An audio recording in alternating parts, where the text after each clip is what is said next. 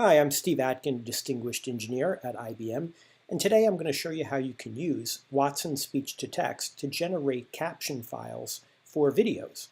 So I've gone ahead already and created a little GitHub project with some utilities to help you do that. And there's a link below so that you can follow along.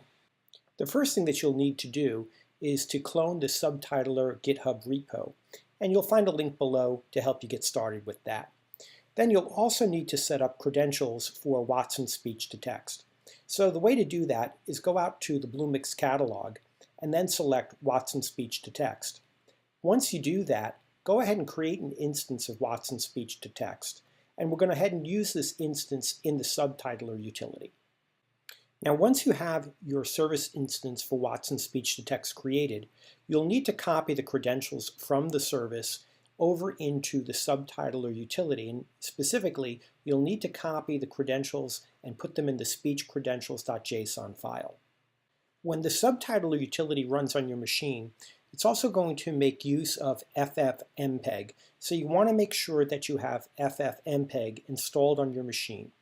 To show how the Subtitler utility can be used to generate the caption files, we're going to go ahead and download a video from the BBC News School Report website. And I'll put a link below so that you can follow along. But we're going to go ahead and download the video Finding News. To run Subtitler, we need to provide three parameters. The first is going to be the file name of our video. The second parameter will be the source language that the video is in, or we could also supply a Watson Speech-to-Text customization ID. And this customization ID means that you've trained Watson Speech-to-Text with special keywords and options, but we're not going to do that at this point.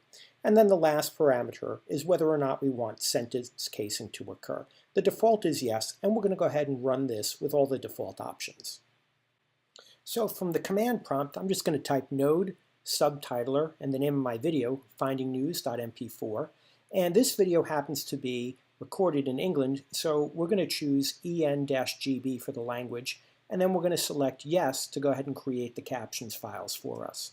So once we start that, you'll see here it'll just ask for some confirmations that the options we put on are correct.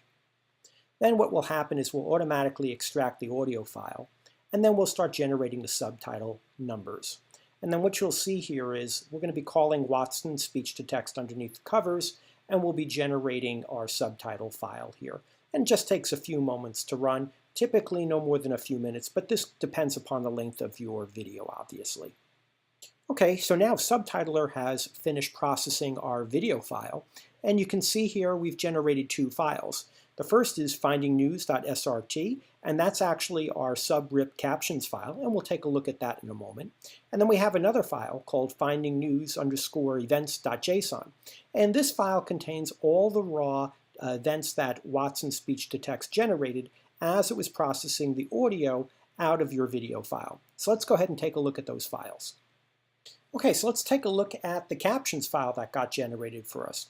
So as you can see here, it's in SubRip format, and you'll notice a few things. First of all, we've gone ahead and already put in the timing marks so that we can be certain that when the captions display, they're at the correct place in the video file. So you'll also notice here that we've done sentence casing. And keep in mind that this isn't always perfect. If the text is actually a question, you might need to go and make some corrections to this. And that's quite typical of many speech-to-text systems, especially when you're processing videos that might have some background noise in them. So let's go ahead and take a look at the next file.